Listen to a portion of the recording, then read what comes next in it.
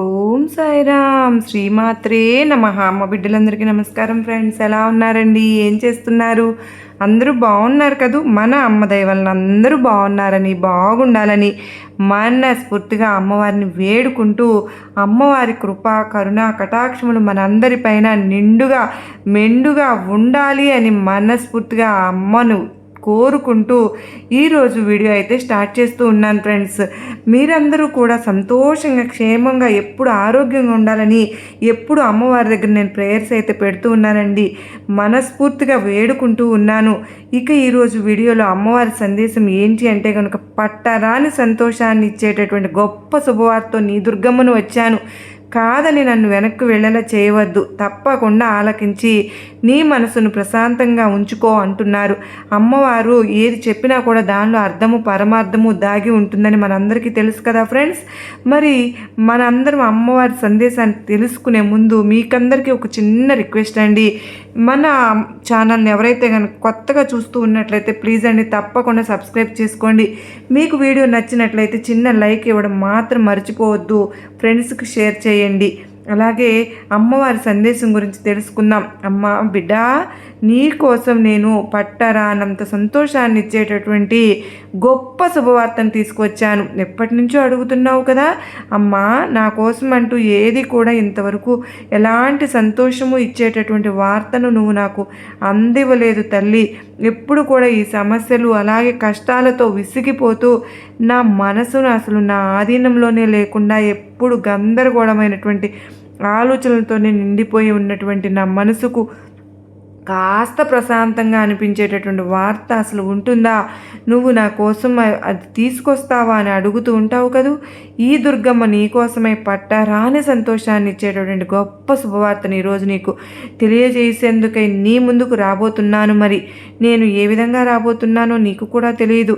అది ఏ రూపంలో అయినా సరే తప్పకుండా వచ్చి, అంటే ఒక స్నేహితురాలిగా కావచ్చు, ఎలాగైనా రావచ్చు, నీ శ్రేయోభిలాషలాగా కూడా రావచ్చు, లేదా నీ కుటుంబ సభ్యుల్లో ఒకరిలాగా కూడా రావచ్చు.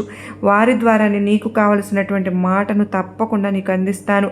ఆ సంతోషకరమైనటువంటి వార్తను నువ్వు విన్న తరువాత నీ మనసు ఎంతో ఆనందంగా ఉంటుంది.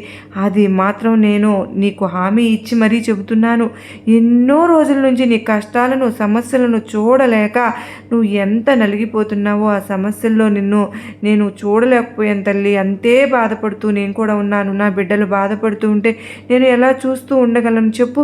నీ చిట్టి మనసుకు ఎంత గాయం అయిందో, ఆ గాయం నీ మనసుని ఎంత బాధ పెడుతుందో, నీ మనసును అయినటువంటి చిట్టి గాయం గురించి నాకు తెలియదు అనుకుంటున్నావా?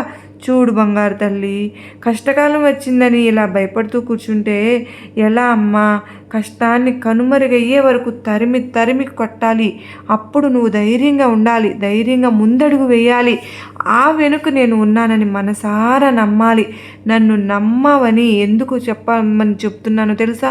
నన్నే కాదు, నీ ఇష్టదైవం ఎవరైనా సరే మనసారా నువ్వు ఎప్పుడైతే నమ్మకాన్ని పెంచుకుంటావో, నువ్వు ఎంత ఆపదలో ఉన్నా సరే, ఎంత దుఃఖ సాగరంలో మునిగిపోయి ఉన్నా సరే, నీకు తలుచుకున్నటువంటి నీ దుర్గమ్మ నమ్మినటువంటి పరమాత్మ తప్పకుండా నీకు ఆర్తితో పిలిస్తే రెక్కలు కట్టుకుని వచ్చి మరీ నిన్ను రక్షిస్తానమ్మా.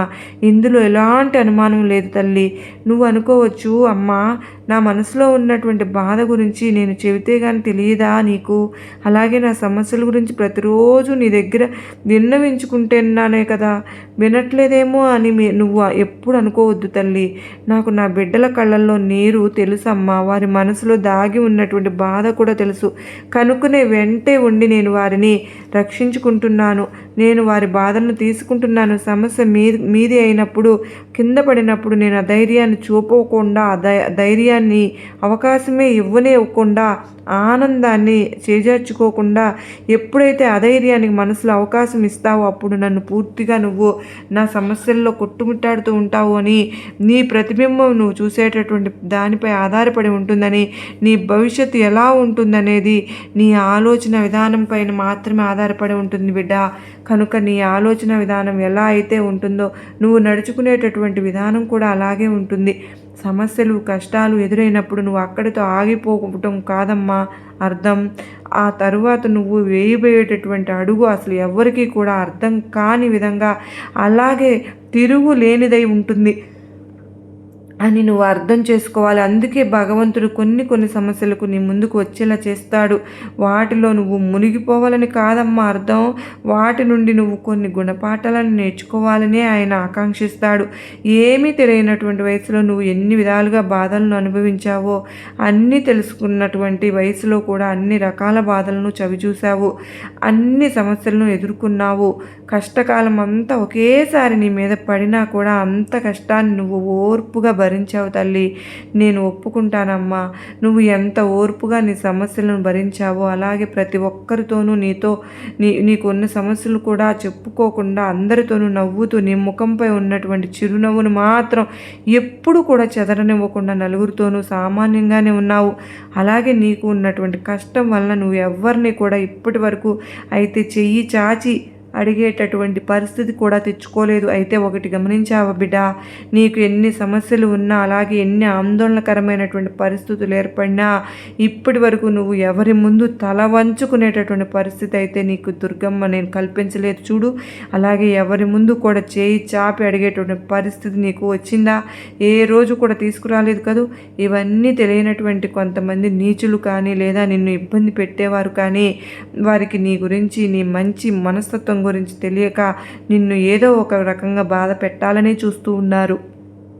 ఆ విధంగా మొరుగుతూ ఉన్నటువంటి కుక్కలకు నువ్వు జవాబు ఇవ్వవలసినటువంటి అవసరం లేదమ్మా. తెలియని వారిని చూసి అరవడం దాని నైజం. అయితే అలాగే కొందరు మనుషులు ఉంటారమ్మా, అలాగే నోరు జారేవారు, అలాగే వారి స్థాయికి తగినటువంటి విధంగా కాకుండా ఏవేవో జవాబులు ఇచ్చి వారి స్థాయికి మనం పడిపోకూడదుగా అనే విధంగా మనల్ని బాధ పెట్టాలని చూస్తూ ఉంటారు. అలాంటి సందర్భంలో మనల్ని మనం అలాగే మన మనసుని కానీ పాడు చేసుకునేటటువంటి పరిస్థితి మనకు ఎదురైనప్పుడు మనకు మనం చాలా జాగ్రత్తగా మంచి అడుగులు వేస్తూ ఉండాలి. అంటే మౌనంగా ఉండాలి. మన మౌనమే వారికి చెప్పు దెబ్బ కావాలి. నన్ను ప్రాణ సమానంగా ప్రేమించేవారు చాలా అరుదుగా ఉంటారు తల్లి. అలాంటి వారు నాకు ఒకటి ఇస్తే నేను వారికి 100 ఇవ్వడానికి రెడీగా ఉంటాను తల్లి. నువ్వు ఎప్పుడు కూడా దుర్గమ్మ దుర్గమ్మ అని పిలుస్తున్నావు కదూ. నేను నీ మొర ఆలకిస్తూనే ఉన్నానమ్మా. నీ లీలలను, నా దుర్గమ్మ లీలను అద్భుతంగా నువ్వు చూసుకుంటావు. ఇన్ని సంవత్సరాలు నువ్వు నన్ను నమ్మావు, ఇక నుండి నీ దుర్గమ్మ నిన్ను నమ్ముతున్నాను కనుక నా మాటలు నువ్వు వినగలుగుతున్నావు బిడ్డ. కనుక ఇక నుంచి నీ జీవితం ఏ విధంగా మలుపు తిరగబోతుందో, నువ్వు ఊహించని విధంగా ఎంతమంది శుభవార్త నీ చెంతకు రాబోతుందో చూసి తెలుసుకుని చాలా ఆనందిస్తావు. అయితే ఒకటి మాత్రం మర్చిపోకు, అన్నీ నా తల్లి దుర్గమ్మే చూసుకుంటానని మాత్రం అనుకోవద్దు తల్లి. కూర్చుని తింటే ఎన్ని కొండలైనా కరిగిపోతాయి అన్నట్లు నువ్వు బయటకు రాకుండా ఉంటే ఏ విధంగా నీకు లభిస్తుంది చెప్పు. ఇంట్లో కూర్చోనే వద్దు, నువ్వు బయటికి రా. ఎన్ని సమస్యలు ఎన్ని కష్టాలు ఉంటే మాత్రం ఏమైంది తల్లి, నా సహాయం నీకు తప్పకుండా అందుతుందిగా. నేను సహాయం చేద్దామనే కదా చూస్తూ ఉన్నాను. నీ కష్టాల్లో నేను తోడున్నాను. అంత మాత్రమే కాదు, నువ్వు చేసేటటువంటి వ్యతిరేకమైనటువంటి ఆలోచనలో మాత్రం ఈ దుర్గమ్మ ఉండను. నిన్ను బాధ పెట్టిన వారు ఏమనుకుంటున్నారో తెలుసా? వారికి ఏమాత్రం తెలియదు. నేను ఎదుగుతున్నాను, నాకు చాలా సంపద ఉంది, నాకు ఎవరితోనూ ఎప్పుడు ఎలాంటి అవసరం రాదు అని అనుకుంటూ ఉన్నారు. ఏ సమయం ఏ రోజు ఎలాంటిదో వారికి తెలిసి రాదు కదా, అలాగే వారికి చెప్పి రాదు కూడాను. బాగా గుర్తుపెట్టుకో బిడ్డ. ఎవరిని కూడా ఎప్పుడు తక్కువ చేసి అంచనా చేసి చూడకూడదు, అలాగే వారిని చులకనగా కూడా చూడకూడదు. ఇప్పుడు నిన్ను ఎవరైతే తక్కువ చేసి అలాగే చులకనగా చూశారో వాళ్ళందరికీ కూడా ఇన్ని రోజులు నీ మౌనంతోనే గట్టిగా సమాధానం ఇచ్చావుగా, అందుకు నిజంగా నీకు అభినందనలు తల్లి. ఇక నుంచి వారికి ప్రతి ఒక్కటి కూడా అర్థమయ్యేలా నేను చేస్తాను. నిన్ను ఏ విధంగా బాధ పెట్టారో ఆ బాధను వారు 4 బాధపడేటటువంటి రోజు కాలమే ఇస్తుంది. కనుక వారి గురించి నువ్వు ఆలోచించవలసిన పని లేదు. ఇక వారు నిన్ను చూసి ఏ విధంగా అయితే తక్కువ చేశారో ఆ తక్కువలోనే వారికి నువ్వు ఎంత ఎక్కువ స్థాయికి వెళ్ళావో వారి కంటికి కనిపించేలాగా నేను చేస్తాను. వారికై వారు వచ్చి నిన్ను తక్కువగా అంచనా చేసి చాలా తప్పు చేశామని కుమిలిపోయేటటువంటి రోజు తప్పక తీసుకొస్తానమ్మా. అంతవరకు నువ్వు ఓపికగా ఉండు. ఓపికగా ఉండమని చెప్పి అంటున్నానని మన ఏ సంవత్సరాలు ఏ నెలలో గడిచిపోతాయని అనుకోవద్దు. కేవలం కొద్ది రోజుల్లోనే నీవు వినాలనుకున్నటువంటి శుభవార్తను నీ దరికి చేరుస్తున్నాను. ఆ శుభవార్తతో రానంత ఆనందంతో నువ్వు మొదలు పెట్టాలనుకున్నటువంటి పనుల్లో గొప్ప విజయం కలిగేలాగా నా అనుగ్రహం నీకు ఎప్పుడు ఉంటుంది. ఇన్ని రోజులు కారణం లేకుండా ఈ లోకంలో ఏది జరగలేదు కదా అని నువ్వు అనుకుంటూ ఉంటావు కదూ. ప్రతి దానికి కూడా ఏదో ఒక కారణం అనేది ఉంటుంది. భగవంతుడు తప్పకుండా ఒక కారణం అనేది లేకుండా ఉంచడు. అలా నువ్వు ఉన్నావు కదా కనుక ఇక నీకు పూర్తి విశ్రాంతి లభించేలా చేయబోతున్నాను. నిరంతర సమస్యలతో సతమతమయ్యేటటువంటి నీ మనసు తేలికపడే విధంగా చేయబోతున్నాను.